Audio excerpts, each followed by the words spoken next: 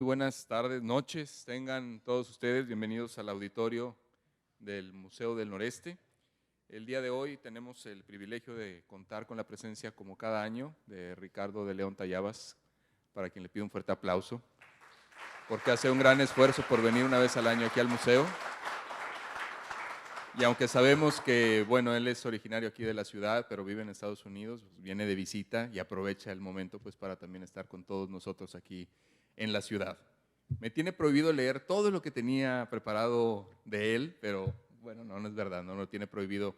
Pero sí reconocemos el esfuerzo de Ricardo, todo el trabajo que ha hecho durante todo este tiempo como conferencista, como investigador y especialista de la numismática. Y bien, pues no me resta nada más que agradecerles nuevamente a todos ustedes su presencia, que disfruten de esta conferencia que es con motivo de la exposición que tenemos de Miguel Ángel el Divino, en donde vamos a hablar sobre el tema del Renacimiento y la Casa de la Moneda en México. Les pedimos a todos apagar sus teléfonos celulares de preferencia o ponerlos al menos en modo silencioso en vibrador. Muchísimas gracias, Ricardo. Bienvenido. Bien, pues muchísimas gracias por estar aquí, por estar esta noche con un servidor de ustedes. Vamos a hablar de monedas. Esta noche vamos a hablar de monedas con motivo del Renacimiento. Yo trato siempre de dar una plática de monedas referente a la exposición más importante que tengan en este museo, a fin de hacer algo coordinado y que suene lógico con lo que está ocurriendo en este museo. Se está haciendo algo sobre el Renacimiento y precisamente de eso vamos a hablar esta noche. Hoy vamos a hablar del Renacimiento y el establecimiento de la Casa de Moneda en México. ¿Cómo se relacionan estos dos eventos? ¿Qué es el Renacimiento? ¿Renacer de qué? Oh, por cierto, esta es una charla bastante informal. No traigo ni siquiera corbata, ya me regañaron por allá. Si tienes una pregunta, levantas la mano y me interrumpes. Aquí, por esta noche, para los que me acaban de conocer, todos nos hablamos de tú. Y todos nos hablamos de tú por una sencilla razón. Somos hijos de la historia y de la cultura en este momento, en este recinto. Y los hermanos nunca se hablan de usted, especialmente cuando se pelean. Muy bien. Se está hablando de un renacimiento, y cuando se habla de un renacimiento inmediatamente se ubican las artes, las técnicas, los pinceladas, los lienzos, los frescos, etc. Pero también hay que ver el resto del mundo. El Renacimiento no fue nada más estar pintando, estar esculpiendo, estar haciendo edificios arquitectónicos y renaciendo de una cultura que se tenía un poco olvidada, especialmente por la peste bubónica que asoló Europa por casi 150 años. Y se olvidan de los navegantes, se olvidan de los investigadores, se olvidan de aquellos que estaban buscando nuevas fronteras. Todo el mundo dice muchas cosas de este caballero que tengo atrás, Cristóbal Colón. Se dice que el Señor probó que la tierra era redonda junto con sus 3 carabelas. Esa es una mentira del tamaño del mundo. En la época de Colón todo el mundo sabía que la tierra era redonda. Y los griegos lo descubrieron en Europa primero. Nosotros en México lo supimos siglos antes, con los mayas. Pero los europeos decían, mire, esto es muy sencillo. Si el mundo fuera plano, las estrellas aparecerían en la noche de la periferia y se cerrarían en el centro. Si fuéramos convexos, sería exactamente lo contrario. Aparecerían en el centro y caerían en la periferia. Y si es redonda como nosotros pensamos que es, las estrellas aparecen en un hemisferio y terminan en el otro a medida que el sol se va metiendo. ¿De dónde sacaron esta mentira de Cristóbal Colón? Ya verás. A ver, si tú no conoces quién soy yo, soy maestro.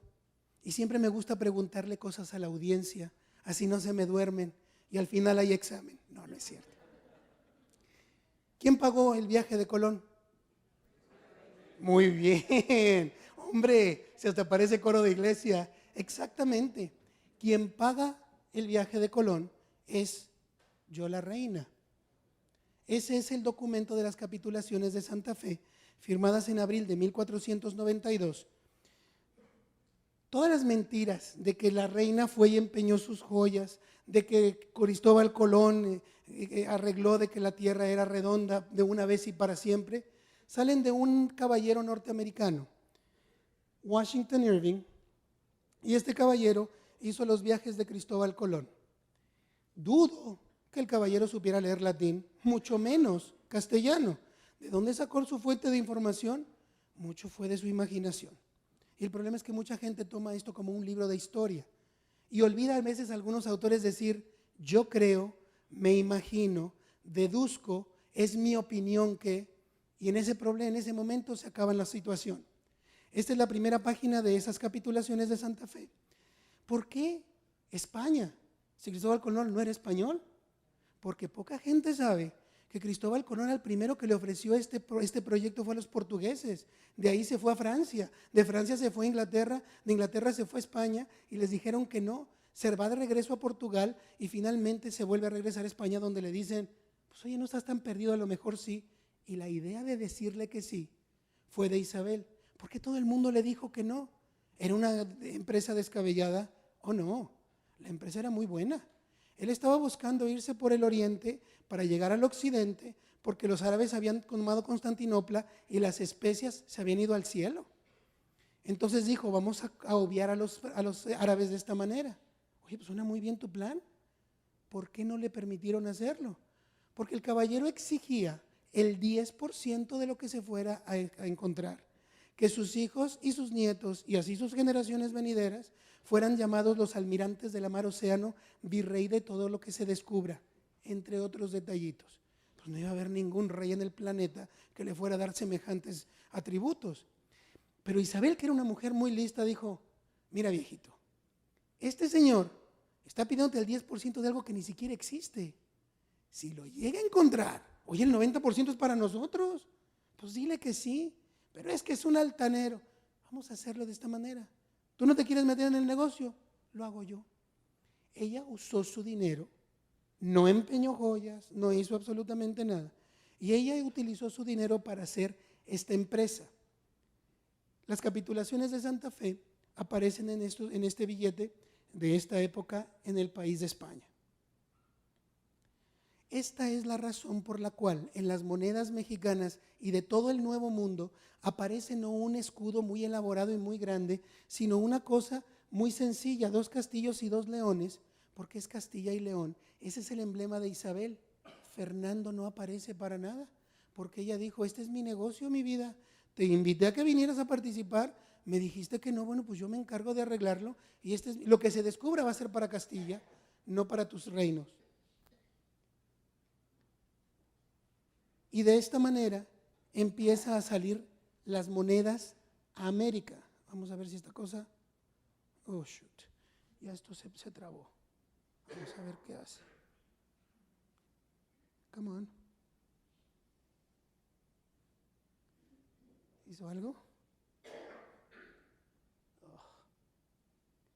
Oh. No, todavía no. Es que lo acabo de cortar de acá. Ok, vamos a ver. Tú y tú. Órale. No hay nada peor que le pueda ocurrir. Ahora sí suena bien. No hay nada peor que le pueda ocurrir a un presentador que un problema técnico. Cuando yo empezaba con esto, soñaba como pesadilla que esto me ocurría. Ahora ya lo tomo como pan de todos los días. Muy bien, estas son las monedas que circulaban en España al momento de que Cristóbal Colón llega a América. Y estas monedas, mira tú lo elaborados que son. Va. Ah, ya sé por qué se traba. Se me hace que me estoy quedando sin baterías. Ajá. No pasa nada. Ahí estamos. Mira tú lo elaborado que es este escudo. Este escudo es muy elaborado porque habla de Isabel y de Fernando. Este escudo tiene que ser completo porque no es un negocio nada más de una persona, sino es una empresa matrimonial. Uno es rey y el otro es reina de un reino que se acaba de establecer. Y este reino es justamente España. Ahí están los 2 castillos y los 2 leones por Isabel. Y arriba tienes los reinos de Navarra y de Aragón por Fernando el Católico. Estas son las monedas con las que le pagaron a Cristóbal Colón y que llevaban sus soldados. Cuando yo vi este diseño, uno como historiador tiende inmediatamente a elucubrar. Y me puse a elucubrar pensando, ya sé lo que pasó. Ahí se ve arriba una yunta porque significa el trabajo. Y abajo se ven unas flechas unidas porque significa la paz.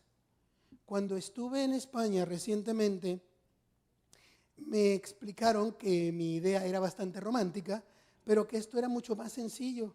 Se utilizaron en la parte de arriba por el nombre de Isabel y se puso una yunta, porque los reyes españoles siempre buscaban algo que tuviera la inicial de su nombre para ponerlo en las monedas independientemente de lo que fuera. Y por Fernando, obviamente, pues tuvieron que poner las flechas. Y ahí están Fernando e Isabel representados en la simbología de estas monedas. Ahí están el emblema de Castilla y León, que es el emblema de Isabel, que es en el personaje en quien más nos vamos a centrar. Esta mujer fue una de las mujeres más poderosas y más inteligentes que hayan pisado la faz de la tierra en el siglo XV y principios del XVI, que fue cuando fallece, al grado que ella en su testamento libera a toda la gente de América. Obviamente nadie le hizo caso. Encontré este documento en el año de 1495, donde se prohíbe que se saquen caballos, oro, metales y cualquier cosa de España. La idea de América no era ir e invertir allá. La idea de América era ir y sacar todo lo posible y traerlo a España. Desde el principio fuimos concebidos como una colonia productora para la madre patria. Y ahí está precisamente el texto y la bibliografía. Y no falla quien saca el vericueto, el pequeño error de la ley y dice, espérame tantito, que no éramos Castilla porque éramos empresa de la reina. Entonces sí podemos meter caballos y metemos oro y sacamos lo que nos dé la gana. Entonces, cuando se dieron cuenta de que había ese error en la ley, hicieron otra legislación, de la cual vamos a hablar en un minuto. Se dijo, muy bien, somos Castilla, son Castilla, perfecto. Tú sacas un real de España y en lugar de valer 44 maravedíes, que era la unidad de cobre, va a ser 34. Tú lo sacas de aquí, se devalúa tu moneda. Tú sabes si lo sacas o no. Y si tú metes un real de allá, del Nuevo Mundo, y lo traes a España, se te va a revaluar en 10 maravedíes. Así que tú sabes dónde está el negocio, sacando de España para América o de América a España. Todo este tipo de cuestión legal ocurre justamente en los albores del Renacimiento. El Renacimiento fue un reencuentro con nosotros mismos como cultura, como persona, como humanidad, y empezamos a pensar en un montón de cosas que antes no pensábamos.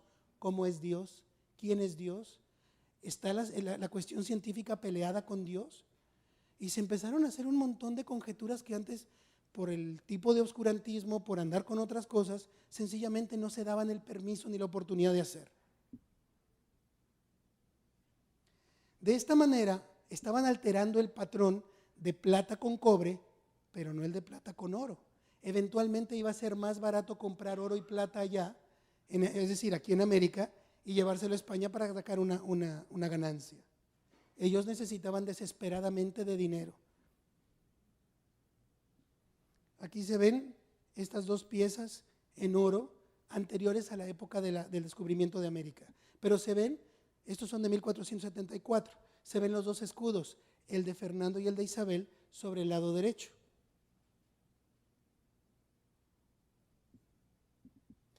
Entre los dos escudos de esa moneda puedes ver una S, porque esta moneda fue acuñada en la Casa de Moneda de Sevilla. Sevilla dio un montón de papeles quejándose al rey. Señor, ¿necesitamos más bodegas o necesitamos más trabajadores o las dos cosas? ¿Es tal la cantidad de oro y plata que llega de sus reinos de ultramar, entre paréntesis América, que no nos da abasto? Siempre está hasta arriba de tantos metales que tenemos que acuñar. Es mi opinión y la de algunos otros que no ha habido en este planeta, en toda la historia de la humanidad, un pueblo más manirroto y más mal administrado que el español. Tuvieron las dos tesorerías mundiales de plata, que fueron México y Perú, y tuvieron las dos tesorerías mundiales en oro, que fueron Colombia y Perú. Y miren dónde están y miren dónde nos dejaron. Bien, nos centramos de regreso otra vez. En 1505 se hace otra vez otra legislación, y ahí se establece exactamente algo que a mí me sorprendió. Si tú preguntas a cualquier coleccionista de monedas, te dirá que en México no había una sola moneda hasta que no se establece la Casa de Moneda de México. Todo el mundo te va a decir eso. Y eso es un error, es una mentira. ¿Ya habían monedas aquí? ¿Cuáles? ¿De qué material? ¿Cómo eran? ¿Por qué las trajeron? ¿Por qué establecieron una casa de moneda en México entonces? ¿Cuál era la necesidad? Y ahí se especifica que se mandó a hacer un diseño, una moneda diferente de las demás. Se le iba a poner una F. ¿Alguien sabe por la F por qué era una F? Por Fernando. ¿Quién dijo eso? Perfecto, alguien anda poniendo atención y no está dormido en la plática. Muy bien. Esa F aparece, esta moneda no es desconocida para nosotros. El problema es la interpretación que hacemos de la evidencia. Esa moneda se atribuye a República Dominicana y se dice que se hizo en España nada más para República Dominicana. Ellos no tienen mucho dinero. Esas monedas no son muy valiosas hoy día. Pero cuando se den cuenta que no nada más fue en Dominicana, en República Dominicana, sino en Panamá, en Guatemala, en México y en otros lugares de las islas del Caribe como Cuba, entonces estas tienen una dimensión mucho mayor de la que se esperaba. Estas monedas fueron las primeras monedas de América. Ahora las vamos a ver. ¿Quién me dice una diferencia entre estas dos monedas? Fíjate bien cómo empiezan las leyendas. Empiezan con una cruz arriba y empiezan a hablar precisamente de los reyes católicos. ¿Cuál es una de las diferencias entre estas dos monedas? Cuando alguien tenga una pregunta, nomás levanta la mano y ahí le pasan el micrófono porque estamos al aire en el internet. Así que peínense. Muy bien. ¿Quién me dice una diferencia?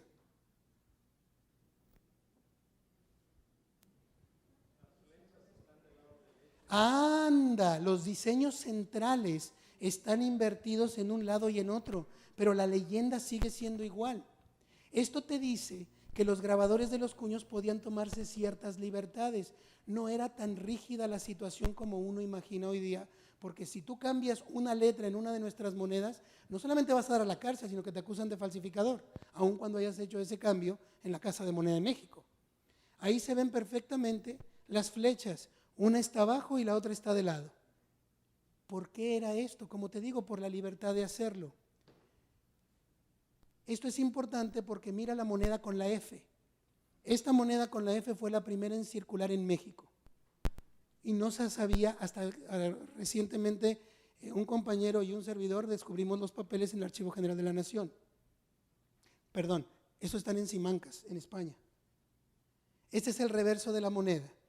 ¿Cómo saber cuál es la diferencia entre la moneda regular, que no vale mucho, y esta que es más buscada? Precisamente por la F que aparece entre la yunta y las flechas. El reverso se alcanza a ver entre las estrellas una S. ¿Quién puso atención? ¿Esta pieza dónde fue acuñada? En serio, muy bien. Si estuvieran en mi clase les decía punto para su equipo. Muy bien, continuamos. Estas son las dos piezas, la regular y la de la F coronada, que es la rara. ¿Cómo sabemos nosotros que esa pieza circuló en México? Vámonos a los papeles. Ese es el problema con los historiadores actuales. Van citando el refrito que se ha dicho desde 1930 de los tres autores que son inamovibles e indiscutibles. Y eso es un error. Vete a los archivos, empieza a buscarle, encuentras un montón de sorpresas. Aquí también se hizo moneda de cobre con la F coronada, que es mucho más accesible en costo. Y si te fijas, tiene, en lugar de poner la F de Fernando en una cara y la de Isabel en el otro, pusieron la F de Fernando en un lado y por el reverso el monograma de Fernando y la Y de Isabel. Esas es las piezas de cobre que circularon en México antes del establecimiento de la Casa de Moneda de México. Y esto se hizo, cuando yo doy estos cursos en Estados Unidos, yo doy cada año un curso de monedas mexicanas para la Asociación Numismática Americana desde hace 10 años. Y les digo, aquí tienen una moneda que hicieron en Estados Unidos para su colonia, perdón, protectorado, perdón, ayuda de colonia, de país a país. Colonizaron en 1898 las Filipinas con la guerra hispanoamericana y de esta manera hicieron monedas. Esa S que tú ves en algún lado, aquí, no es por Sevilla, sino por San Francisco. Muy bien. Y eso lo hago para que ellos relacionen un poco que no es una costumbre que es ajena incluso en nuestros días. ¿Qué tiene que ver todo este rollazazo con la Casa de Moneda de México? Vamos a ver. Si tú te fijas, te estoy explicando cómo eran las monedas de España en ese momento, porque fueron las que utilizamos de base para hacer nuestras monedas. Las legislaciones que se estaban haciendo. Nosotros fuimos conquistados, no es una novedad para nadie. Y a partir de esa conquista nosotros empezamos a tomar una identidad muy distinta, porque empezamos a hacer una combinación de dos razas, una que venció y una que fue vencida. Cuando Cortés se queda en la Ciudad de México tiene cadáveres por todos lados. En su última carta, en su segunda carta de relación al rey de España le dice: su señoría, la última batalla duró 6 horas y media. Nuestras plantas castellanas no tocaron suelo mexicano porque estaban cubiertas por cadáveres. Cuando yo leía esas cosas me llenaba de mucho coraje, y mi padre, para tratar de solventar el momento, me repetía estas palabras y le decía: seguro fue un español el que dijo eso.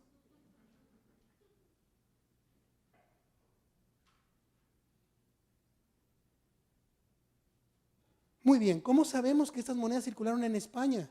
Porque el primer asentamiento que tuvimos nosotros en México fue la Villa Rica de la Veracruz, en el año de 1519, el 22 de abril. Fíjate tú, el 22 de abril estaban fundándose, y a los 2 meses ya estaban pidiendo dinero. Le estaban diciendo en España: necesitamos dinero, necesitamos monedas. ¿Tú crees que España mandó las monedas? ¿Quién dice que sí? Levante la mano. Nadie. ¿Quién dice que no? Seguro que no los mandaron. Era la frontera. Oye, yo no voy a arriesgar mi dinero para que tú estés allá peleándote con los aztecas o con quien te dé la gana, y yo no sé si voy a ver mi dinero de regreso o no. No mandaron un pepino, como dicen en España. Estas fueron las monedas que circulaban ya en Cuba y en Panamá, pero no en México. Se solicitó que se siguieran mandando, y finalmente la corona española accede a mandar estas monedas, pero no fue sino hasta 1523, 2 años después de la conquista de México. Estoy transcribiéndote más o menos en español antiguo cómo es del documento, para que tú puedas ver exactamente lo que se decía y cómo se hablaba entonces. Porque si yo traduzco el documento, tienes entonces que estar supeditado a lo que yo haya interpretado de las palabras que el documento mismo dice. Y no es mi idea. Estas monedas fueron enviadas en 1523, 25, 27 y 31. Curiosamente, fueron los 4 años donde el gobierno de México solicita que se establezca una casa de moneda en México. Y fue cuando estaban recibiendo monedas de España, decir: pero ¿por qué tenemos que esperarnos por el dinero si lo podemos acuñar aquí mismo? Le damos al rey lo que le toca y nosotros nos queda lo que nos corresponde. Todavía encontramos otra referencia de que estas monedas circularon en México. La Casa de Moneda de México abre sus puertas, contrario a lo que se supone en los libros, que fue el 11 de mayo de 1536, encontré un documento donde se cita la fecha del 22 de abril de ese mismo año. Y aquí se dice que se sigan circulando las monedas como se siguen valuando hasta ahorita aquí en México. El problema es que esto fue fechado cuando venía la carta de fundación en mitad del océano para México. Esto habla de que ya había monedas en México y que no se esperaron a que hubiera una casa de moneda. Esto para los coleccionistas de monedas son noticias prácticamente nuevas y muy importantes. ¿Qué circulaba en México como dinero? Porque no conocían el concepto del dinero. El mercado de Tlatelolco era una cosa muy sencilla. Te tomaban robando la primera vez, te cortaban la mano derecha. La segunda vez te cortaban la cabeza y la ponían arriba de un palo para que todo el mundo viera lo que le pasaba a los ladrones. ¿Te imaginas tú que el sistema judicial prehispánico era mucho más efectivo que el que tenemos ahora? Se circulaban entonces hachuelas de cobre. Estas hachuelas de cobre eran usualmente con cobre traídas de Michoacán. Nadie más trabajaba el cobre en nuestro país entonces. Ahí se ve un códice donde representa, y ahí se ve con letra española donde dice una hachuela de cobre. Cuando son grandes y gorditas como esta de aquí, son del siglo XVI. Eventualmente se encuentran por montones en lugares muy altos y húmedos estas tajaderas que son muy delgaditas y que realmente sirven como un remedio de una moneda fiduciaria. Eventualmente se convence al rey para que haga la casa de moneda y se manda un papel donde se especifica que se va a establecer la Casa de Moneda de México.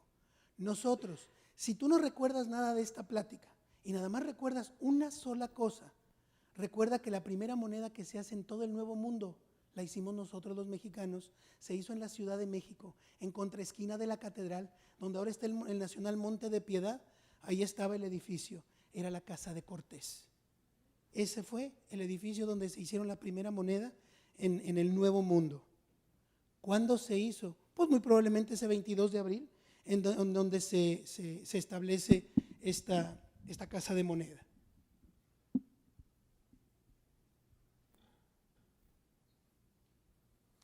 ¿Quién es nuestro primer virrey de la Nueva España? Un señor que se llamó Antonio de Mendoza. ¿Por qué fue él el primer virrey de la Nueva España? Pues porque era muy amigo del rey, entre otras cosas. Pero el caballero tenía un as bajo la manga. El señor había sido contralor de la Casa de Moneda de Granada. El señor sabía de cabo a rabo cómo funcionaba una casa de moneda. El señor era apto y tenía la autoridad real para echar a andar una casa de moneda en la Ciudad de México. Y ahí se especifica lo que iba a ser el virrey de la Nueva España. Esos son los documentos originales. ¿Qué es vellón? Vellón es una mezcla de cobre con plata y se ponía una minúscula parte de plata para que la gente las pudiera circular, porque a nadie le gustaba el cobre, especialmente en México. Por siglos se le llamó la malhadada moneda de cobre.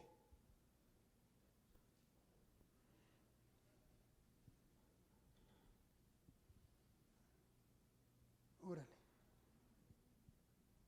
Ahí va. El decreto de 1535 fue firmado en Medina del Campo, donde se encontraban los reyes españoles. Este papel dice en pocas palabras lo que sigue. Bueno, primero vamos a ver quién lo firmó. Si tú abres un libro de historia numismática, te va a decir que fue Juana la Loca. Vamos a analizar un poquito el punto, porque todo el mundo lo toma como palabra de verdad, como si hubiera salido de la Biblia. Juana había perdido sus facultades mentales y tenía 14 años metida en un convento. Estaba tan demente la pobre mujer a la partida de su esposo, a la muerte de su esposo, Felipe el Hermoso, que además de pasearlo por toda España en el cadáver para que la gente le hiciera sus pleitesías, con el cadáver pudriéndose. Salud. La dama, después de ingresar en un convento, solicitaba ver el cadáver de su marido una vez por mes. Entonces ella se iba de su convento, al convento donde estaba el ataúd de su marido, abrían el catafalco, ella lo veía, se ponía a rezarle su Padre Nuestro, sus 2 Aves Marías, lo cerraban y se iban. A esa dama, de acuerdo a la historia numismática, le fueron y le tocaron la puerta y le dijeron: señora, usted no sabe la derecha de la izquierda, está más loca que una chiva, queremos que por favor nos firme este documento, que es el documento más importante que vamos a tener en toda América. ¿Tú crees que suena lógico? No, pero ahí dice yo la reina. ¿Qué reina firmó ese documento? Hoy en España tenemos 2 reyes y 2 reinas. Tenemos el abdicado, que es Juan Carlos, que se sigue teniendo el título de rey. Tenemos a su esposa Sofía, que sigue teniendo el título de reina. Tenemos a Felipe, que es creo que Felipe VI, y tiene el título de rey. Y su esposa, no recuerdo cómo se llama la muchacha, muy guapa, Leticia. Y ella tiene el título de reina. Quien firma es yo la reina, pero no especifican cuál reina es ella. Y no se trata de Juana la Loca. El problema es que no tenemos la certeza porque el acta de fundación de la Casa de Moneda de México no se encuentra en México, se extravió. La última vez que la vio alguien fue en 1919, fue un chileno de nombre Toribio Medina, y es un hombre muy serio, dudo que el señor la haya sustraído, pero alguien se fijó qué documento era y qué importante era, y debe estar en la colección de alguien en algún lugar. No existe en la Casa de Moneda de México y tampoco existe en Simancas o en la Casa de Contratación en Sevilla. Ella es la belleza de Isabel de Portugal. Ella es quien muy probablemente firmó yo la reina a nombre de su suegra, que se encontraba imposibilitada mentalmente. El problema es que no hay manera de saber porque no tenemos la caligrafía de yo la reina. Y todo el mundo firmaba bastante humildemente como yo el rey o yo la reina. Y uno tiene que andar checando a ver si es la firma y por qué no ponen Carlos II, Felipe V, Fernando VI, etc. Y el documento habla no nada más de que iban a abrir la Casa de Moneda en México, sino en otra serie de lugares en Latinoamérica. ¿Por qué se hace en México primero? Porque aquí llegó el barquito primero. De Cuba se venía para Veracruz y de Veracruz mandaban la noticia a Acapulco y se iban para el resto de Sudamérica. Y para entonces ya era muy tarde. Pero espérate, llegó primero a Santo Domingo. ¿Por qué no abrieron la Casa de Moneda en Santo Domingo? Pues es lo mismo que si tú abres una pastelería en el desierto. No hay harina, no hay leche, no hay huevos. No tenían metales para poder hacer monedas. Aun cuando les llegó eso, pues dijeron, pues muchas gracias. Pues ¿qué hacemos con este papel? Y ahí se especificaba que se iban a hacer en estas casas de moneda, se iba a hacer justamente piezas de plata y vellón, que era cobre rico también le llamaban, pero ahí mismo se especificaba, el rey no iba a soltar que hicieran oro. Dijo, no, el oro viene para acá y yo aquí lo veo hacerse y aquí lo contamos.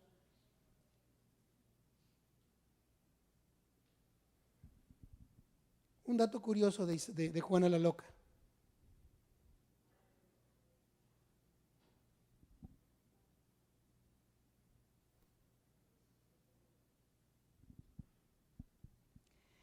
En el acta de fundación, cuya última transcripción ocurre en 1919 por Toribio de Medina, se especifica que se iba a poner una M entre las dos columnas.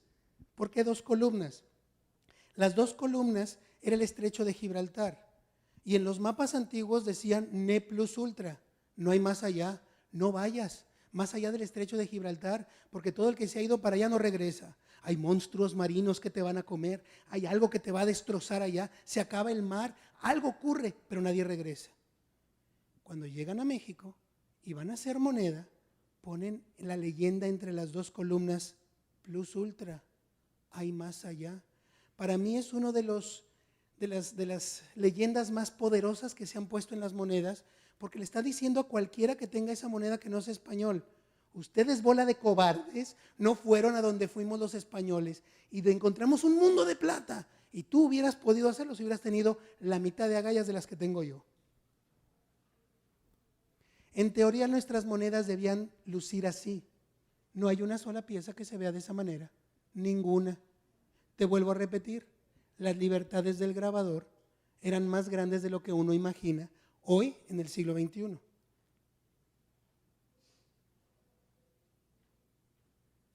Vamos a ver las monedas que se hicieron en esta casa de moneda, que estaba en la casa de Cortés, que está a un lado de la catedral, en contraesquina de la catedral, en lo que es hoy el edificio del Nacional Monte de Piedad.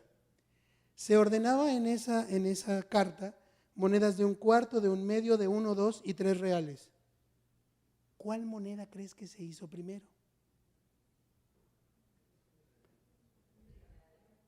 Un real, dice muchos. ¿Quién dice un real? Muy bien. ¿Quién se va por las más chicas, de medio real y de 1/4? Muy bien. ¿Quién se va por las grandes, de 2 y 3 reales? Muy bien. Vamos a deducir esto con un poco de lógica. Tú estás en el mercado, tú estás aquí ahorita y el billete y la moneda más pequeña que tienes es de 50 pesos. Se te antoja comprarte algo aquí, un agua de 8.50. Das tu billete de 50 pesos, ¿qué te van a dar de cambio? Nada, no hay.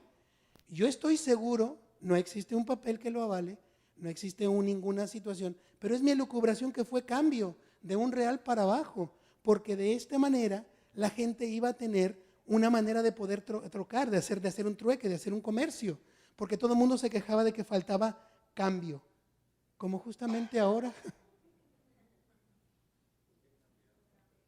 No hemos cambiado mucho en 500 años. ¿Perdón?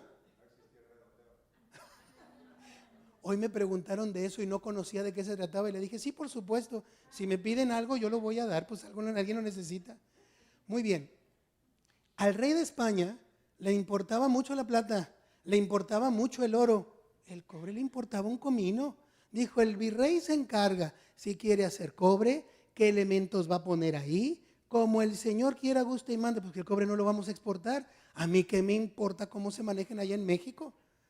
Y de esta manera, el virrey en un principio dijo, no necesitamos cobre, vamos a hacer nada más moneda de plata, va a ser de 93% de pureza de plata y vamos a ver cómo nos funciona. Si yo veo que necesitamos hacer moneda de cobre, pues la haremos más adelante. ¿Tú crees que se hizo moneda de cobre? Por supuesto que sí.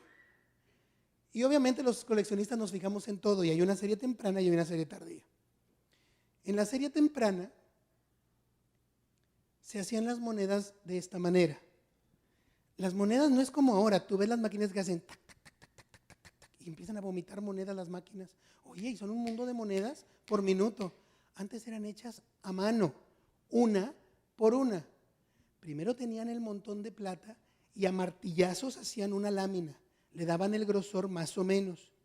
Con unas tijeras enormes cortaban los cospeles a ojo de buen cubero. Se las mandaban al fiel de balanza, que era el que las pesaba. Y si estaban muy pasadas de peso, las limaba, pero no en sus caras de frente y revés, o de anverso y reverso, sino en el canto, en el filito, para dar el tamaño. Ya que diera el peso, se las daban para que las acuñaran. Y esta es la primera moneda, y las voy a poner por denominación. Las monedas de un cuartillo de real son una tontería de moneda así.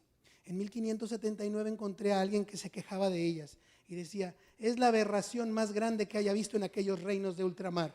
Es tan pequeña la moneda que cuando se cae no la escuchas. Tienes un hoyo en el pantalón, no te das ni cuenta. Y tiene un valor de un cuarto de real, que eran 3 centavos y un cuarto en cifras actuales. Las monedas tenían, la costumbre. Las monedas tenían una K por Carolus o Carlos en una de sus caras, en la otra tenían una J, pero acuérdate que en latín no hay una J, es una I por Joana o Juana la Loca. Juana seguía siendo reina de Castilla. Y estas dos M's son la M que se decía para la Casa de Moneda de México. Esta fue la primera moneda, de los diseños de la primera moneda que se hizo en todo el continente americano y la hicimos en México. Estas piezas son extraordinariamente raras, nunca he visto una, nunca. Fuera de los catálogos y de algunas subastas. Esta es la de medio real, aparecen las letras de Carlos y Juana juntas, la M de México debajo de ellas, y por primera vez aparecen las columnas de las que se hablaban, pero entre ellas no pusieron la M de México como se había descrito, pusieron una R. Este señor se llamaba Francisco del Rincón, pues qué importancia tendría. ¿Quién ha hecho pasteles o galletas aquí? Perfecto. Cuando tú haces tus pasteles y tus galletas, pones tus 2 tazas de harina y las pones en un rincón del molde. Luego coges 2 barras de mantequilla y las pones muy bonitas acomodadas del otro lado. Luego partes 5 huevos y las pones en el centro. Y luego pones un montoncito de canela y de azúcar en otro rincón. Y luego pones un chorrito de vainilla en otro lado. Así es como se hacen las galletas y los pasteles. ¿Qué tienes que hacer con todo eso? Batirlo, mezclarlo. Es exactamente lo mismo que hace Francisco del Rincón. Porque si él no bate la plata y la mezcla muy bien, tú vas a tener piezas con plata pura y al final vas a tener piezas con cobre o estaño. Y no le va a gustar a quien tenga esas piezas. Este señor estaba poniendo su firma aquí con una R de Francisco del Rincón, por si encontraban una que estuviera mal batida o que tuviera menos plata, sabían a quién le iban a pasar pescuezo, a cortar pescuezo. Ahí está la R de Francisco del Rincón. Le llaman ensayador o ensayista. Lo correcto es ensayador. Ensayista es por quien hace un ensayo descrito.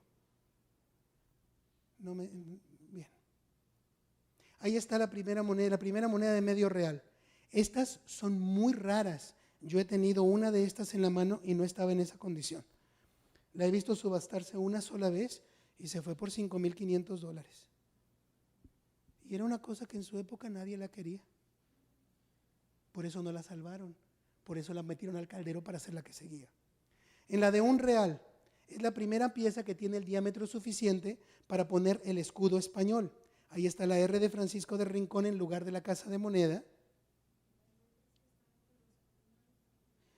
Lo que está en medio de las columnas es la R de Francisco de Rincón. A ver, ¿cómo? Oh, plus, acuérdate lo que te dije. Plus ultra, hay más allá. Hay más, ¿tú crees que lo iban a evitar? En todas las monedas pusieron plus ultra. Hay más allá. Desde las chiquitas que encontraron el tamaño perfecto para ponerlas en delante. Y es la primera vez que aparece el escudo español en una moneda. No se ponía antes porque no cabía. No había manera. Y ahí está la M de México flanqueando el escudo español. Así es como se ven estas piezas. Este es un extraordinario ejemplar. Si yo te enseño el que tengo, botas la carcajada. Por eso pongo los bonitos. Muy bien. Y continuamos. Se hicieron monedas de 2 reales. Fíjate en algo importante. Mira la denominación. Come on. There you go. Mira la denominación. Ahí apenas se alcanza a ver arriba de la U una bolita por 1 real. Vamos con la que sigue. A ver qué hace.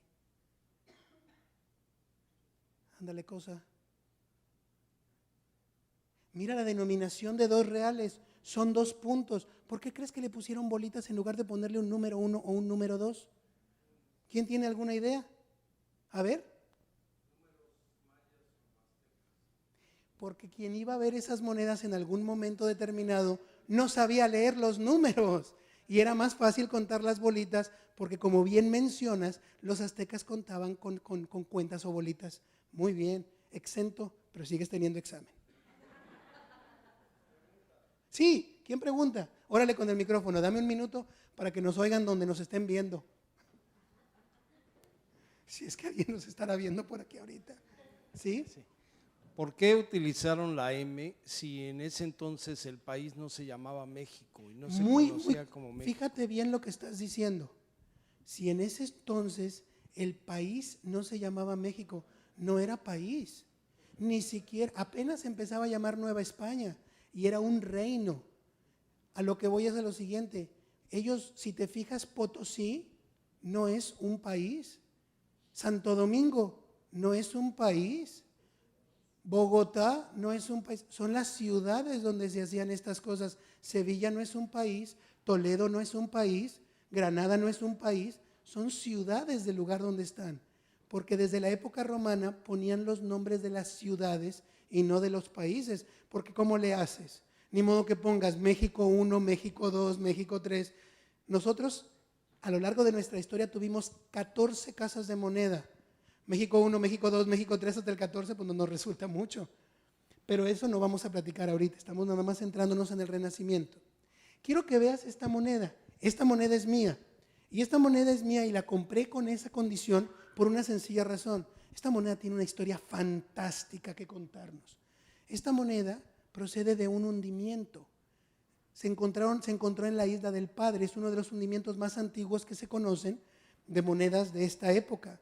Iba el barquito cargado con estas monedas a Veracruz, se fue de Veracruz a Cuba y cuando iba a llegar a Cuba, en lo que es el estrecho de la Florida hay muchos huracanes, se dio la vuelta y se regresó y cuando se iba a regresar había perdido tanta anatomía de su barco que fue y se encalló, fueron 2 barcos.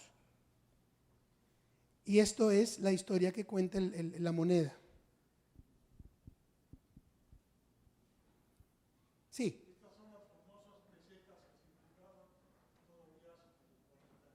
Tienes mucha razón en lo que estás comentando. 12 centavos y medio más 12 centavos y medio son 25 centavos. Tienes toda la razón del mundo, es un cuarto de peso. Alguien en algún momento de nuestras vidas me dicen, Ricardo, ¿por qué ustedes tienen monedas de 20 centavos y nosotros en Estados Unidos tenemos pesetas? Le dije, no tengo idea. Fui y le pregunté a un amigo que es economista. Me dice, Ricardo, cuando tienes un país fuerte, nada más necesitas 4 pedazos de un peso para manejarte. Cuando necesitas más cambio porque tu economía no es tan rica, necesitas partirla en 5. Esa es la razón. Muy buena analogía con eso de las pesetas, muy cierto. Sí, ciertamente. Había octavos de real y había 16avos de real y había un cuarto de real. Y de eso creo que voy a mencionar algo, pero no estoy seguro. Y esta es la moneda de 3 reales. Esta moneda fue tremendamente impopular porque se confundía con la de 2 reales. Y a veces la gente la daba por de 2 y a veces la daba por de 3. Y era muy, muy difícil, la gente se empezó a quejar y el virrey de la Nueva España, por sus fueros, sin consultar al rey, la sacó en 1536 y en 1537 empezó a troquelar la moneda de 4 reales, que era más fácil de distinguir. Y fue y le avisó al rey: oye, ahí te comento que tuve que hacer esto. Y el rey lo hizo. Yo declaro aquí que a partir de ahora no se van a hacer más monedas de 3 reales.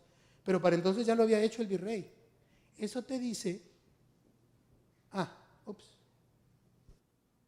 mira las dos maneras en que se conoce esto. ¿Cuál de las dos crees que sea la más común de esta rareza? ¿Con puntos o con barras? Con puntos, porque era la que veían los indios. A alguien se le ocurrió poner los arcos de Sevilla o de Segovia o de alguno de aquellos acueductos por andar de novedoso, y era mucho más confuso. He visto 4 o 5 monedas de 3 reales que he tenido en la mano, y una sola de estas de arcos que también la tuve en la mano. Nunca he visto una subastarse de arcos. Esta pieza es de la Asociación Numismática Americana. Yo la encontré en sus archivos. La habían tomado como si fuera una moneda de 4 reales falsa, y yo le dije: esta es de 3 reales. Este es un códice donde se representan estas monedas. Fíjate como lo único que veían los aztecas que sobrevivieron a la conquista eran los puntos, eran las bolitas, ellos no sabían lo demás, y así es como representaban. Y mira lo que dice arriba: 1 peso. Ahí dice 1 peso. ¿Cuándo aparece la denominación de 1 peso en una moneda mexicana? Hasta 1866. Pero todo el mundo le llamaba peso desde mucho tiempo atrás, desde la época de la colonia. ¿Por qué peso? Porque daban el peso de 27 gramos por onza. Por eso se le llamó así, peso. Y ahí se ve la R de Francisco del Rincón. Es un relajo con ese señor Francisco del Rincón. Si tú ves los papeles puedes llegar a confundirte, porque no hubo nada más un Francisco del Rincón, ni 2, eran 3. Y los 3 estaban emparentados. 2 eran primos y el otro era sobrino. Entonces, para andar checando a ver qué Francisco del Rincón se trata, uno tiene que checar la fecha. Este es el decreto real donde habla que se va a cerrar finalmente la producción de 3 reales y se va a hacer de 4. La gente va a tener oportunidad de tener ahora sí pesetas y tostones, que eran de 4 reales, porque era la mitad de 8, que es la mitad de 1 peso. Pero aquí se habla, en el que sigue, en ese mismo decreto más adelante se habla de una cosa magnífica para nosotros los coleccionistas y para la historia del Nuevo Mundo. Esas son las de 4 reales. Pregunta: ¿por qué tiene un 4? ¿Por qué no tiene 4 bolitas? ¿Por qué no tiene las 4 bolitas? ¿Alguien tiene alguna idea? A ver, ¿qué fue? Esa es una buena idea, pero seguía habiendo indios que no sabían leer ni escribir. Esa es la respuesta que acabas de decir. Como decía mi abuela, aún a pesar de la revolución, habemos apellidos. Sí. Entonces, de esta manera, esta pieza era tan valiosa en su época que no había manera que un indígena la pudiera tener en sus manos bajo ninguna circunstancia. Esta denominación, como bien señalas, era para los españoles y ellos sabían leer el número 4. ¿Alguien anda poniendo atención? Muy bien, muy bien. Muy bien, vamos a continuar a ver si esta cosa quiere. En el mismo decreto donde se cesa de hablar de estas monedas de 3 reales, se habla del primer peso que se iba a hacer. Se va a hacer 8 reales en justa cuenta de 1 peso, de 27 gramos. Una de las cosas que nadie se ha puesto a pensar es que cuando llega el virrey de Mendoza, estaba también en la Ciudad de México Cortés, y Cortés hasta 1535 había dispensado justicia como el Dios que era. Cuando llega alguien y llega con otro tipo de autoridad y de manera de pensar, pues empezaron a dar de cocolazos entre ellos. Y no había manera de que sirvieran a 2 amos el gobierno, porque quien sirve a 2 amos, con uno queda mal. El virrey de la Nueva España se deshace de Cortés en 2 minutos. Lo acusa del peor de los pecados, peor que haber sido judío en esa época. ¿De qué crees que lo acusó? ¿De traición? ¿De qué forma? Tienes razón. ¿Traición de qué manera? ¿Cómo crees que le va a doler al rey? Que diga: su señoría, Cortés escupió su nombre. ¿Tú crees que al rey le iba a preocupar? Ay, al rato me dirá perdón en un escrito, lo que sea. ¿De qué manera traicionó al rey? Robándolo, compadre. Al rey le duele el callo cuando le pisan su plata. De esa manera, el virrey Antonio de Mendoza acusa de robarle en la casa de moneda de reciente hechura, que estaba en la casa de Cortés, dinero al rey. El rey manda a llamar a Cortés, le confisca todos sus bienes. De ser uno de los hombres más ricos del Nuevo Mundo, termina tan pobre que cuando muere en 1547, si no es por el marqués de Medina Sidonia, que era su amigo, y le paga su entierro y lo deja enterrado temporalmente en su propio mausoleo, el señor termina en la calle muerto como un perro. Pero bien, regresemos a lo del peso. En esa investigación que se hizo, vino un investigador nombrado por el rey que se llamaba Tello de Sandoval.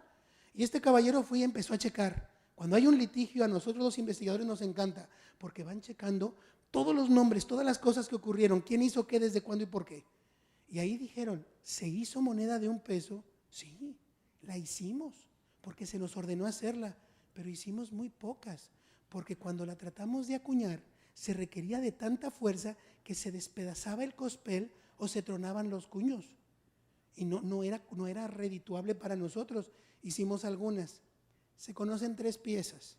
De las 3 piezas yo he tenido 2 en la mano. La primera, yo les dije que no me gustaba. Y es esa que está aquí. No, esta es la segunda. La primera no me gustaba porque les dije, no hay manera de que hubiera sobrevivido un ejemplar. Necesito ver otra. Si yo veo otra, la voy a justificar como buena. Apareció la segunda y de un cuño diferente. Dije, o son o no son. Y cuando apareció la tercera dije, ya es mucha coincidencia.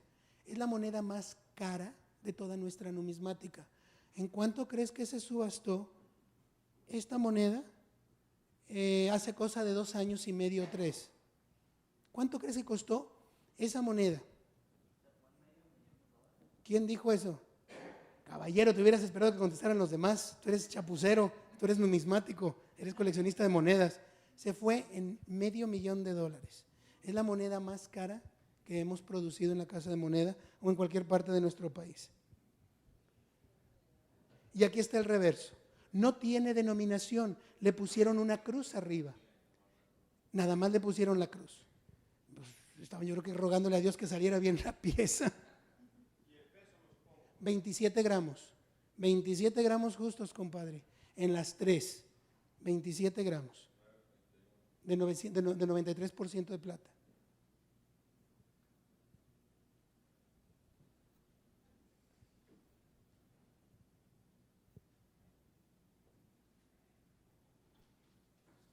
Ya empiezan a arreglarse las cosas entre América y España. De esta manera, las monedas empiezan a valer más o menos iguales.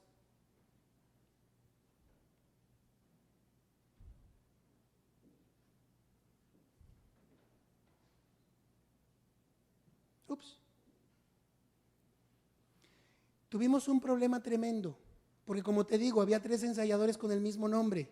Y luego, cuando alguien tomaba el oficio de ensayador, podía arrendarlo y subarrendarlo a otras gentes. Entonces, cuando en los papeles dicen que yo soy el ensayador, a lo mejor tú estás haciendo monedas, o tú, y aparece mi letra cuando en realidad no soy yo quien está haciendo esto. Eso era un riesgo tremendo, porque si este señor se ponía a robarle al rey, era mi cuello el que se iba encima. Hubo el Pedro de la Membrilla, que fue uno de los primeros que hizo monedas acá, ni siquiera fue a México en ninguna ocasión. Ahí se habla de quiénes fueron los ensayadores y las letras que son. Francisco del Rincón estuvo hasta el 22 de marzo de 1538, más o menos. Y el rey le manda a decir, era por 2 años tu puesto, tú lo pagaste, son 2 años, se acabó. Dijo, oiga, yo esperaba que nos iba a dar más tiempo porque pues hicimos la Casa de Moneda de la Nada, etcétera. Se van. Yo ya la vendí para otra gente. El rey se encargaba de sacar ese dinero.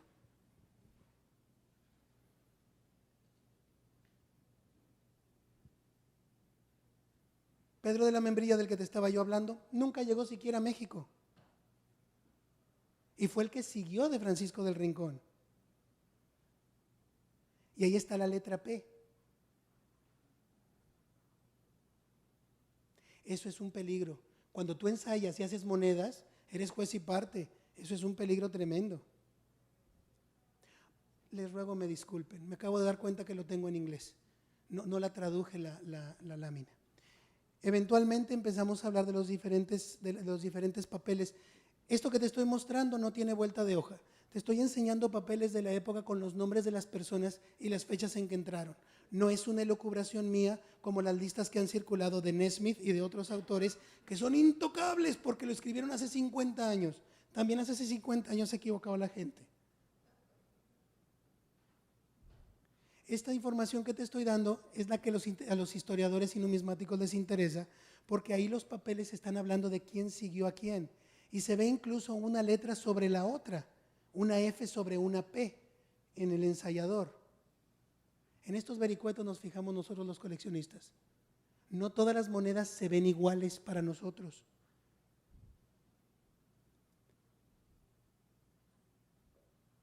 El señor era fundidor desde 1539.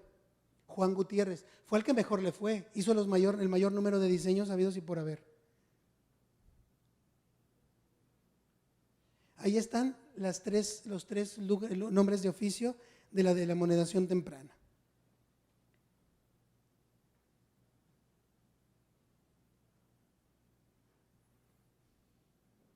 Esta es una anécdota de la conquista que la cita Bernal Díaz del Castillo. Se le preguntó a Cortés, ¿por qué necesitas tanto oro? La respuesta de Cortés fue fantástica, porque fue más que real. Claro, él la pensaba de otra manera.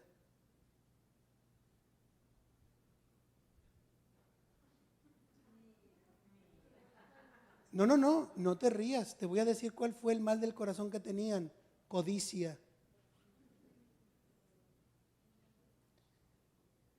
Cortés llegó a la Nueva España, a México, y la conquista completamente. Se hacen las monedas de cobre. El 28 de junio de 1542 suceden dos cosas. Se hacen las monedas de cobre y aparece algo en nuestras monedas, que es muy importante para nosotros y también para ti, porque las tienes tú ahorita contigo. Te voy a enseñar algo de las monedas que tienes en tu bolsillo y que no conoces, o a lo mejor has visto y dices tú, ¿y esto qué es? Los punzones llegaron de España. Estos eran los punzones que llegaban. Con un poco de creatividad podías hacer cosas fantásticas con un diseño. Si bien los punzones llegaron de España, los cuños se hicieron en México.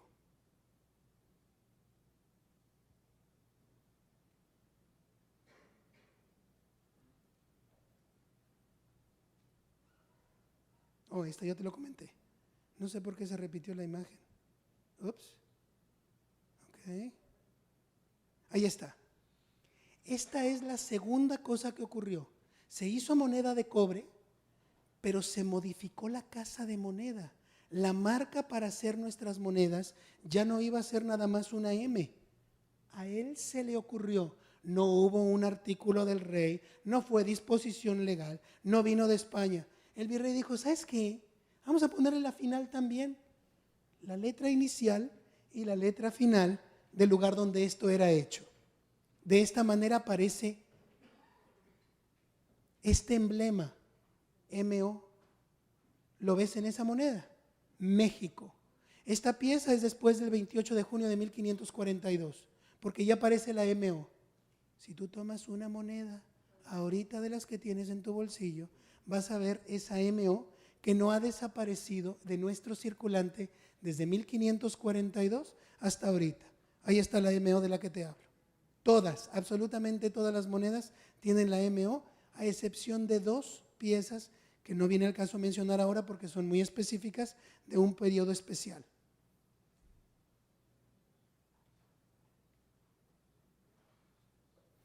Se hablaba de los 8 maravedíes por un cuartillo de real. Los indios decían, la moneda más grande de cobre que tenemos es de 4, es la mitad. Y un medio nosotros le decimos tlaco.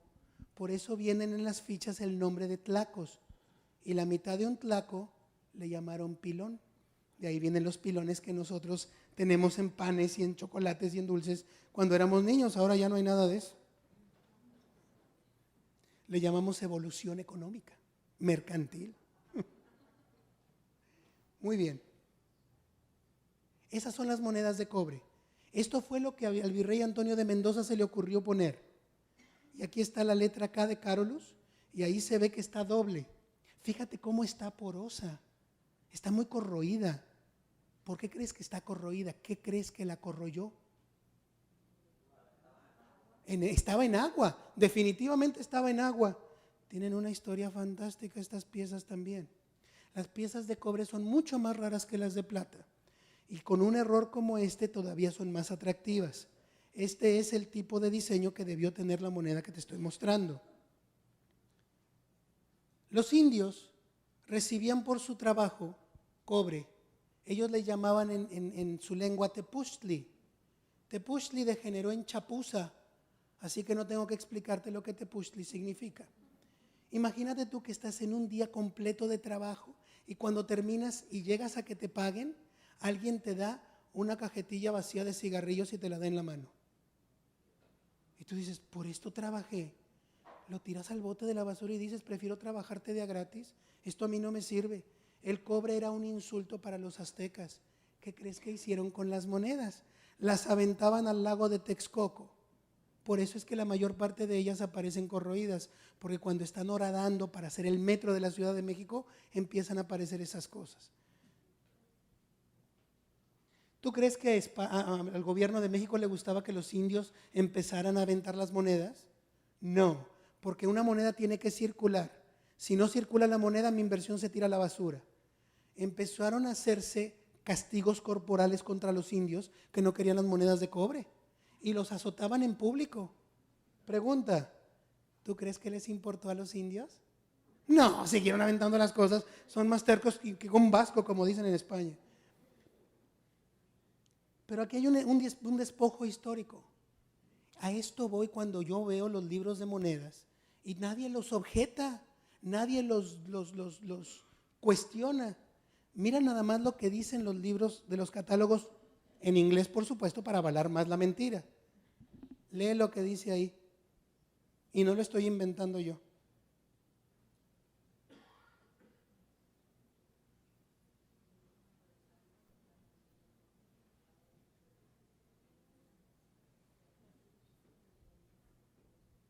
Esa es la moneda. Tú hablabas de un cuartillo, de un cuarto de cobre. Este es un cuarto de cobre de 1814. ¿Por qué eso no puede ser cierto? Vamos otra vez a analizar las cosas como con Juana la Loca, que le tocaron la puerta para que firmara el documento más importante de América para nosotros. Imagínate tú que los indios que han sido esclavizados, que fueron conquistados y que son menos que cualquier animal que esté rondando por ahí, tienen el poder de obligar al virrey a dejar de hacer las monedas de cobre, contraviniendo los deseos de su majestad el rey. ¿Tú crees que un esclavo podía hacer eso? Definitivamente no. ¿Por qué crees que dejaron de hacer las monedas de cobre? En 1552 las descontinúan, en 1563 se pasa un edicto en la Ciudad de México que es corroborado en 1569 en Madrid, diciendo que no se iban a hacer más monedas de cobre. Porque si los indios no reciben moneda de cobre, no pueden ahorrar para cambiarla por una de plata y no pueden ahorrar para salirse de donde están. De esa manera tú eres mi esclavo y estás condenando a tu hijo que sea esclavo de mi hijo y a tu nieto que sea esclavo de mi nieto y así sucesivamente, porque te vamos a excluir del sistema económico.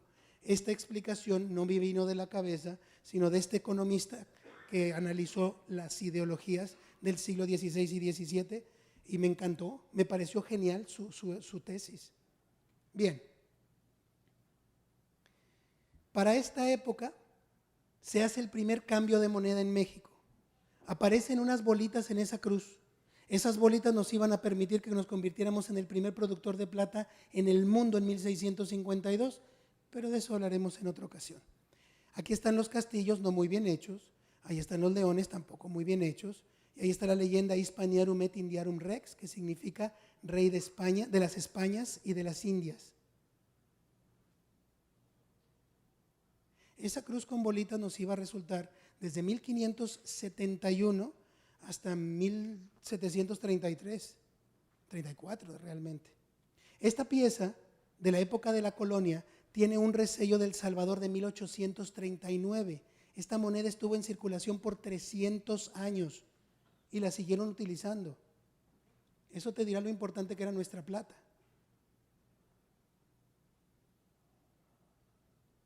En el siglo XVII se ordena que se haga más plata, porque no había manera de pagarles a las tropas que estaban en contra de los protestantes en Holanda. Y dijeron, pues podemos hacerlas, pero van a salir muy feas. No le hace, nomás asegúrate que tiene la casa de moneda y el ensayador. Y así aparecen las macuquinas o las monedas hechas a mano. Ahí se alcanza a ver el escudo español. Y la MO, ¿ves la MO de México? Muy bien.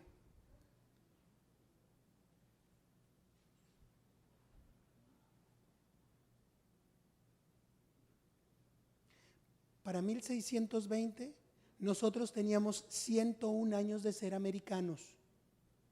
El Mayflower sale en 1620, Veracruz es fundada en 1519. Por 101 años nosotros somos más americanos que los estadounidenses. Cuando ellos se dicen a sí mismos americanos, es porque nos secuestraron un continente completo, de norte a sur, para hacerlo de este a oeste. Y eso no les gusta cuando se los comento yo en Estados Unidos. Y les digo, no me hagas caso, soy un tercermundista mexicano. Vamos al primer mapa donde dice América, no hay nada arriba. El segundo, el tercero, el cuarto, el quinto, el sexto, el séptimo, el octavo, el noveno, hasta el 10º aparecen ellos como colonia británica. Les digo, tú dirás.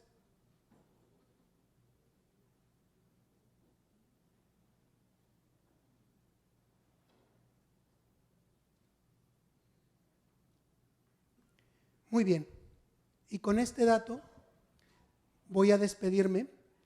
Nuestra plata mexicana circuló por todo el mundo, llevó resellos de todas partes. Aparecen los billetes norteamericanos porque ellos no confiaban ni siquiera en sus propios dólares norteamericanos. El peso mexicano valió más que $1 hasta el año de 1874. A partir de 1874 queda a la par y en 1875 empieza a sufrir una devaluación de 99 centavos por un dólar. Es muy importante que te des cuenta que el Renacimiento nos afectó también a nosotros en América. No fue un movimiento aislado europeo ni exclusivo de Europa. Después del Renacimiento nos llegó la Ilustración y con eso nos permitimos tener la audacia de una identidad mexicana.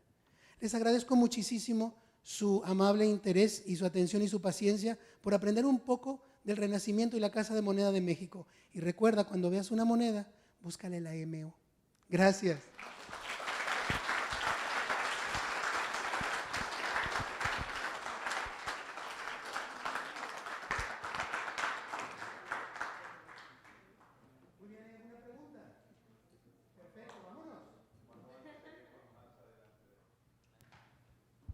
Gracias por preguntar que cuándo voy a regresar. Yo regreso cada verano. La vez pasada estuve en julio del año pasado y entre junio y julio llego yo por acá. Por favor, pónganse atentos para ver cuándo me hacen el favor de agendar. Pero no fallo. Yo vengo aquí una vez por cada verano y espero verlos el próximo verano con alguna pregunta de alguna moneda que hayas encontrado en algún mercadito. Que la pases bien. Hasta luego. Damos las gracias a Ricardo de León Tallabas por su participación y apoyarnos cada año aquí en los 3 museos. Muchas gracias, Ricardo. Gracias.